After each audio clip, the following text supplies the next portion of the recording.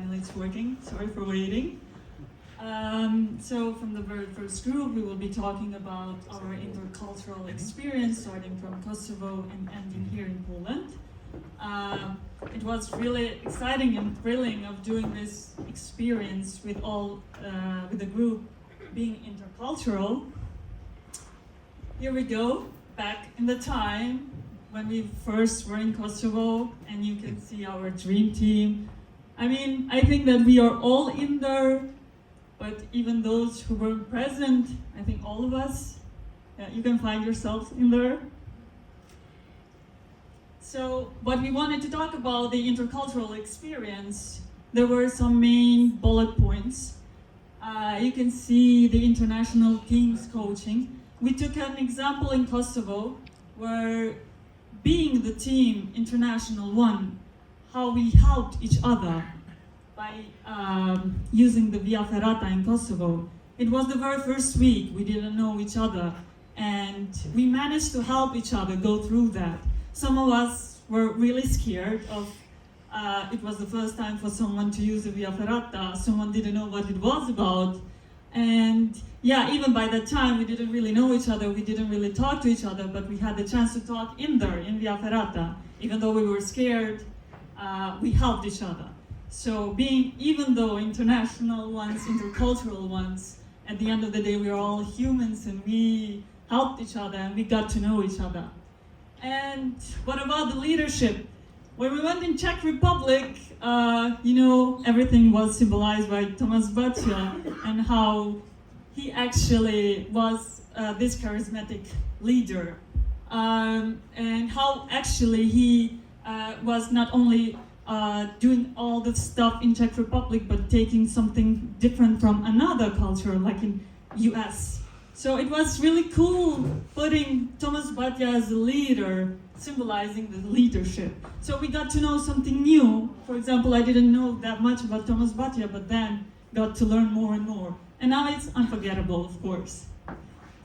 Then, how we develop the communication in international teams, in this international or intercultural communication.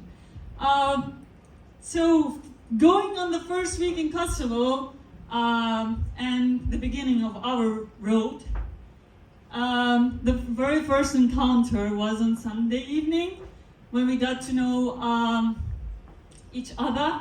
I was like with a couple of friends and going to each group, and I was asking the name of each one of them.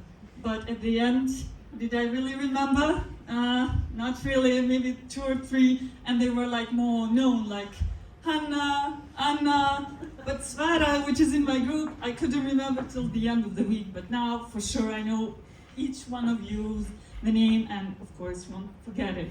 Then, what happened for the communication further on, which was the second stop in Belgium, it was the speed date for 10 minutes to get to know each other more and more. But, for example, I missed that part because it was the COVID test and we needed the results to get to know. But in the meantime, I had the chances to talk to each one of them. So I think that all of us in between, when we had free time, we got to have more of those speed dates together. The next stop in Czech Republic, after a period of time, so we stayed till February. Well, we were worried after this time had passed, but we were even more friendly and got used to it. And then it was very characteristic how our communication got to know another culture, such as pub quiz.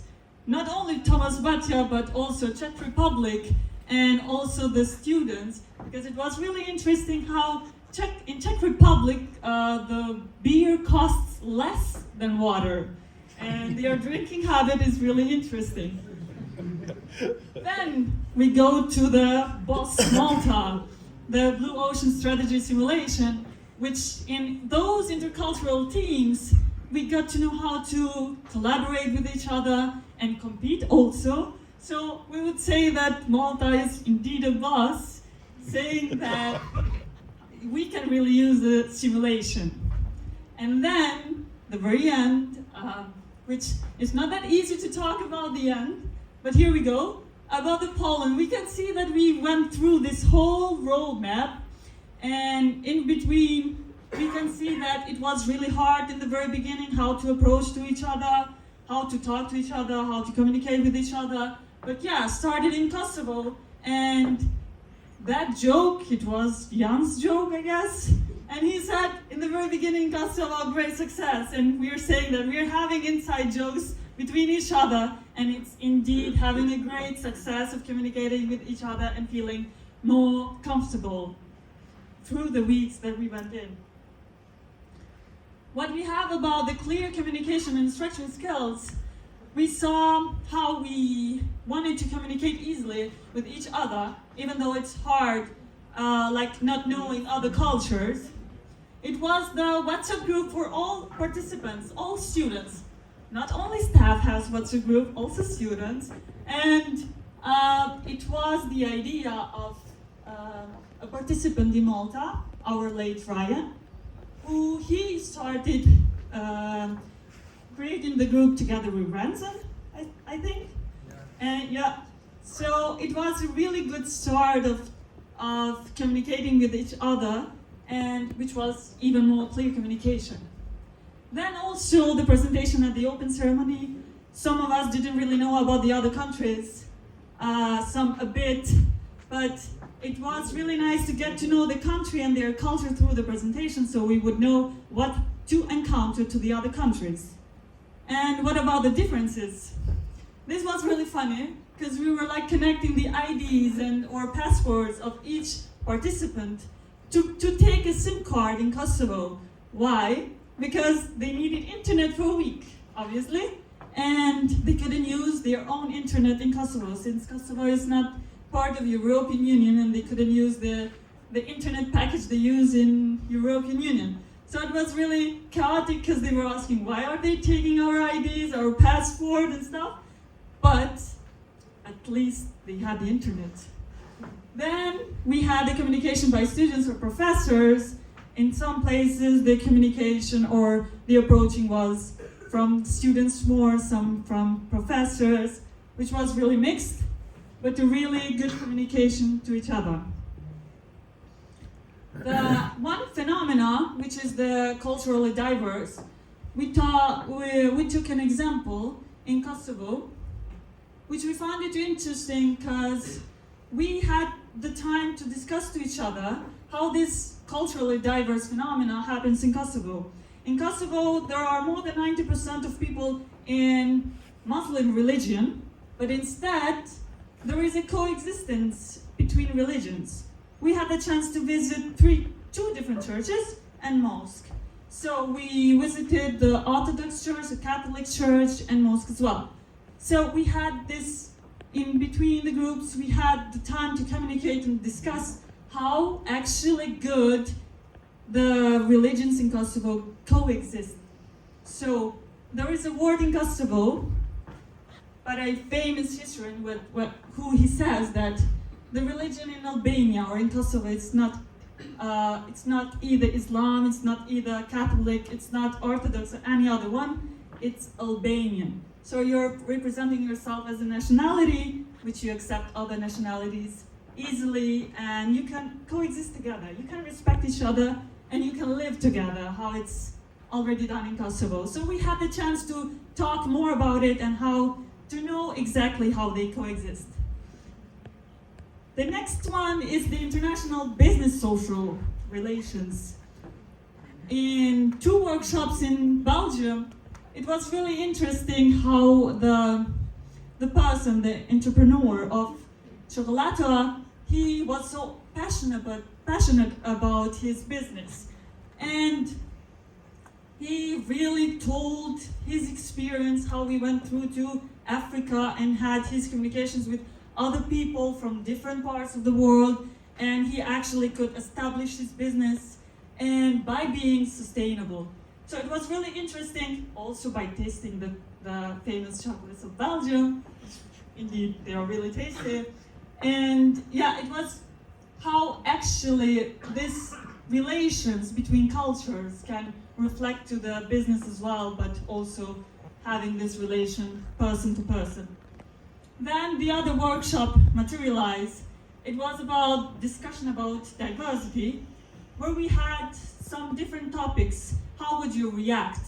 What would shape your attitude to that specific case? For example, it was about a collaboration between a doctor and a person who works in materialized company, and she was with a scarf because she was Muslim. And they asked us, what would you do? Because the doctor refused to work with her. And some of us said, you could find another way. Some of us said that then you could cut off the relation with that person. But at the very end, what did materialized company did? Because all of us shaped our attitude. But what the company did, and what its relation was, they cut the relation. Because if a doctor really cares about someone's life, then at the very end, we are all humans and we really care about each other. It doesn't matter the appearance, it doesn't matter where you come from. It matters that at the very end of the day, we are all humans and we should accept each other how we are. And yeah, so next, how we develop the transversal skills. We already took responsibility from each country that we're expecting different people from different countries and they don't really know the place. I mean, you would put your step outside of the hotel where you are and you wouldn't know where to go. Where are the best places to go in? So not only students, but also the professors who took the responsibility to be actually responsible for everything organizing. And yeah, it was something that we achieved through the week and organized better and better. Also active listening when we had concerns, where we had problems, or if it was really cold in the hotel or really warm. So yeah, we were like active listening to each other, which really matters. And also public speaking, just right now, when we really started in the very beginning to a big audience, some of us were really scared to talk to the others. And yeah, through the time, we had presentations to almost every week of the workshop, so we also developed this skill. And here, I don't know if you can hear it.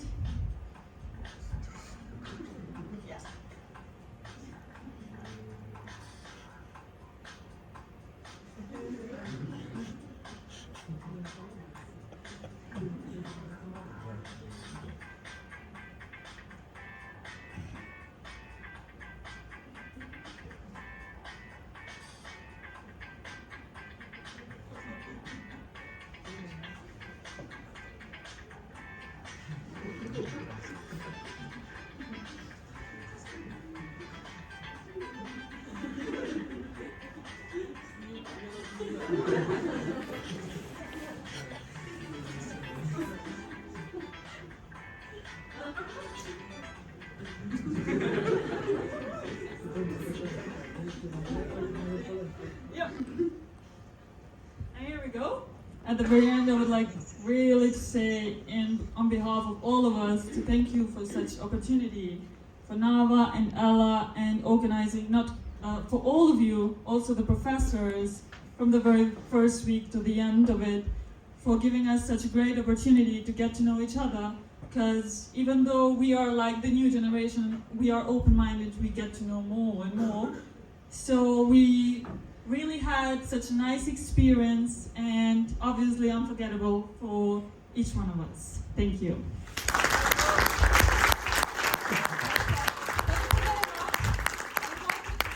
help us with the second presentation, you've heard Ajshe from Kosovo discussing the workload of the international group of 15 students, 3 students per country. On behalf of the second group, Ransom, we'll have the presentation. Ransom from Malta.